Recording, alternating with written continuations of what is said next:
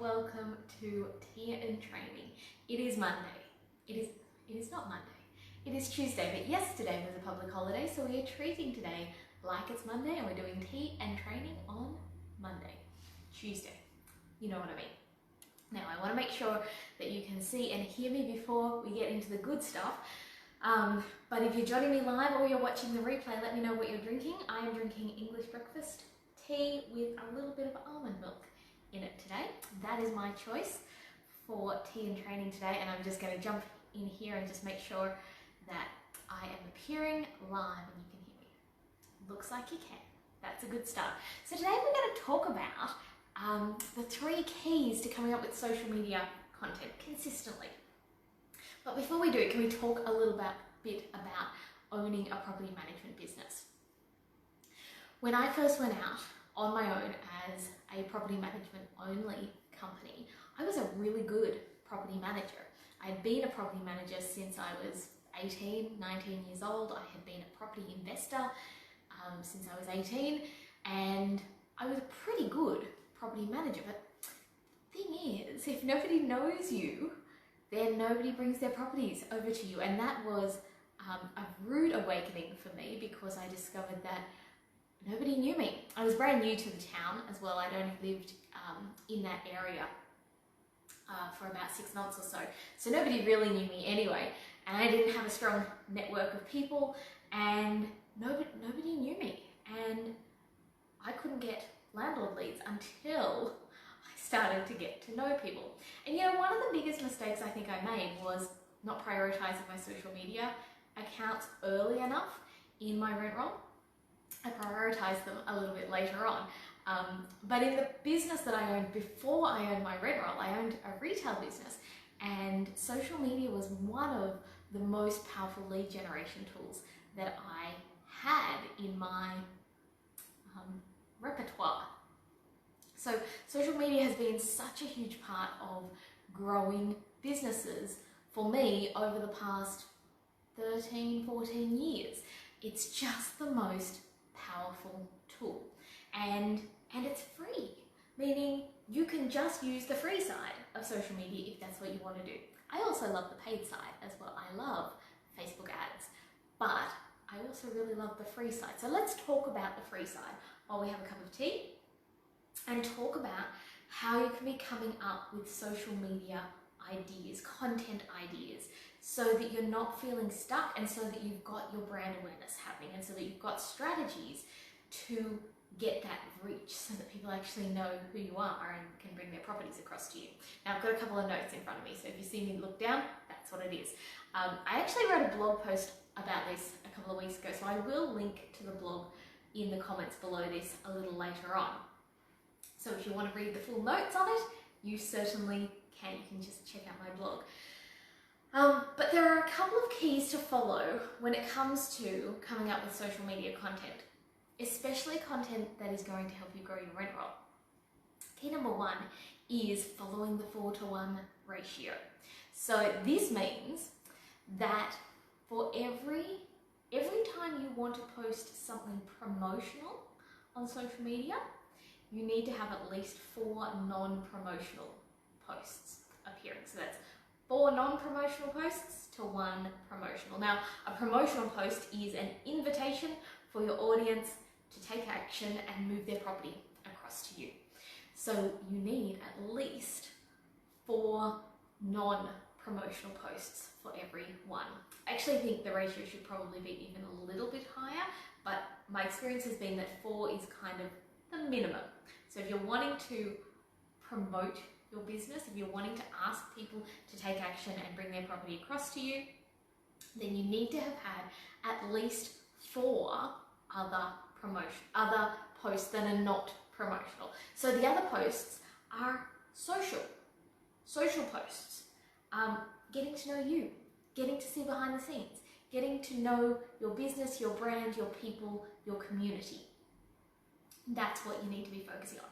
Now, interestingly, according to Sprout Social, 35% of people who unfollow brands on social media leave because the brand publishes too many promotional posts. So what that means is over a third of the people who unlike your page are doing it potentially because you promote too much. You're not sharing the social side of social media. So remember that your followers are following you for the fun of it. They're on social media for fun. Like that's why we're all on social media, right? That we're there to waste a little bit of time, to watch funny cat videos, to get into fights with people we don't know on the internet. That's what we're on social media for. So if you're going to appear in their feed, you need to fit the criteria for the reasons they are on social media. So please keep that in mind. 4 fun social posts for every 1 promotional post. So what that means is you need to be building content that is focused on relationship and being social. Key number 2 is focusing on your audience rather than focusing on yourself. So what that means is, what do they want to see? What are they there on social media for? Who are they? Are they mostly landlords or are they mostly tenants who are following you? It's wise to get to know the people who are following you, because then you can better serve them with your social posts and you can actually ask them what they want to see. Because if you're creating content that they're interested in, they're going to keep following you and they will keep engaging with you. They will keep commenting on your stuff. They'll DM you, they'll reply to stuff, they'll interact with your polls on Instagram. They'll get involved with that. But if they're not interested in what you're focusing on, and if you're not focusing on what they are interested in, they will lose interest. So if you're going to be posting and you're focusing on your audience, the people who are following you, there are 3 things that I think you should just ask. What is your audience worried about with their investment property? What's the stuff that keeps them awake at night? And how could you solve those problems? How could you solve their problems in a social post? Not just how could you solve their problems by moving their property across to you, but how could you solve their problems in a social post, in a quick little tip, in a little live video? How could you solve the problems that they're worried about? And then have a think about why, the second thing is have a think about why your audience is on social media, and that's probably to be entertained. So please entertain them. Be fun, be social, be entertaining. It's okay to share entertaining stuff on social media. You can do that in a way that still positions you as the expert in your marketplace, but positions you as a fun expert and a relatable agency. You want to be doing that. And then the third question to ask yourself is, how can you build trust with these people? Because quite often your followers don't actually know you. Some of them might, you might have your mum or your sister or your best friend who follow you on social media, and maybe they like, comment and share absolutely everything that your business page posts on social media, and that's awesome, and thanks mum. We love our mums for doing that.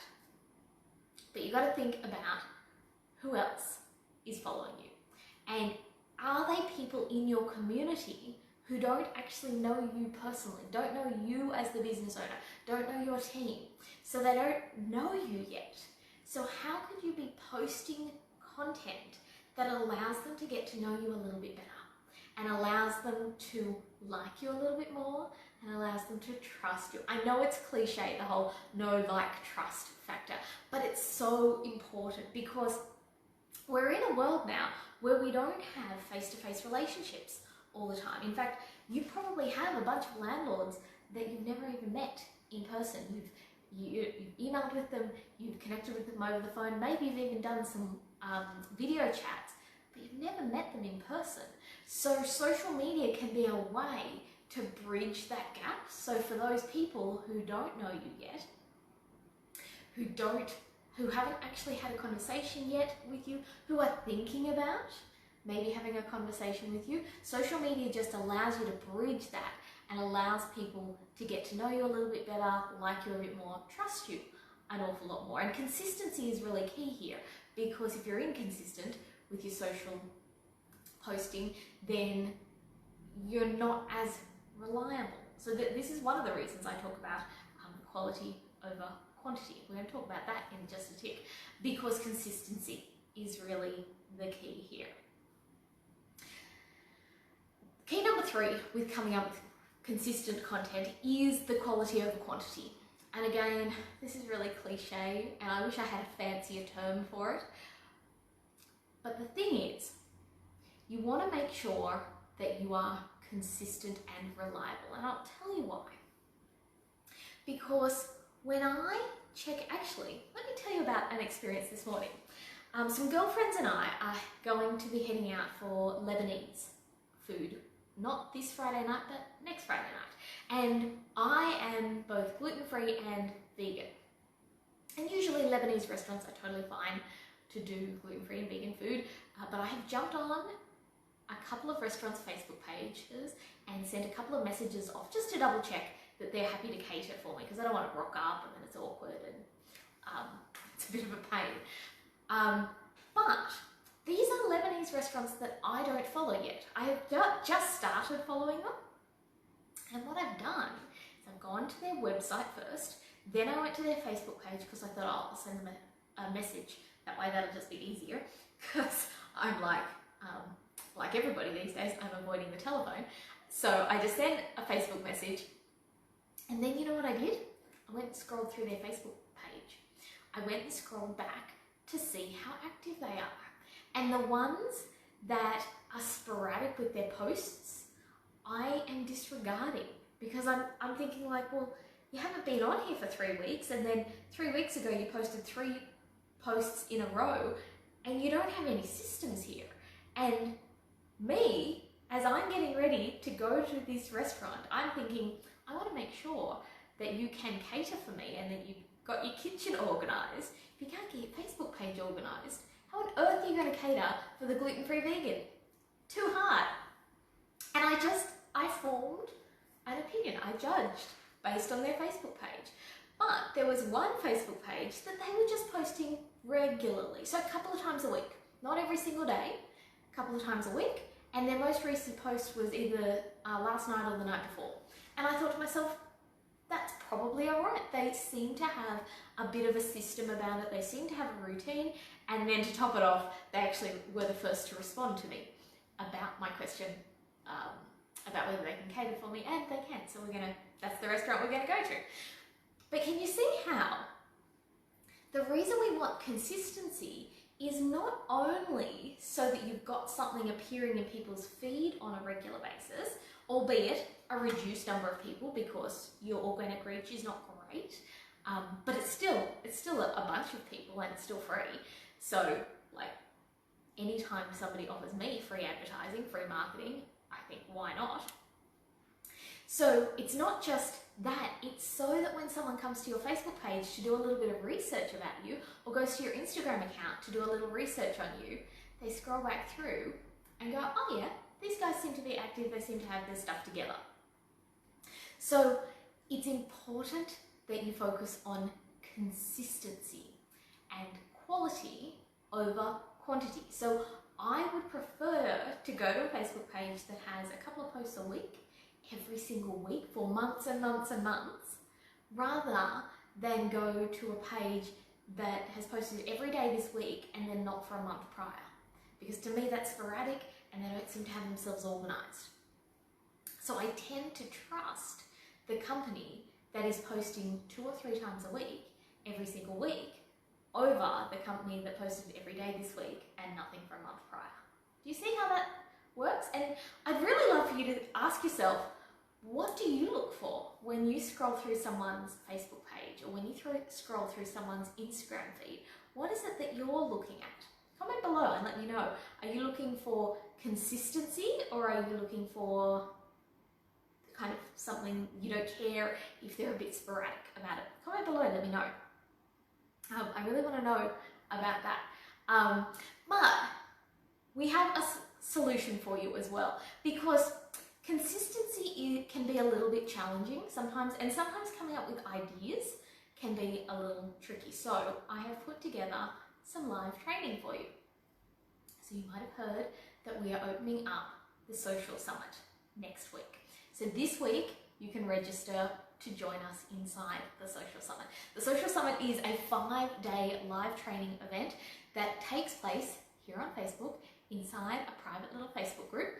I might even just pop the link to it in the comments below now while we're here, so that you can register for it. rickrollsdata.com/social summit, and you can click that link and head on over and register for it. So what we're doing is 5 days of live training inside a Facebook group.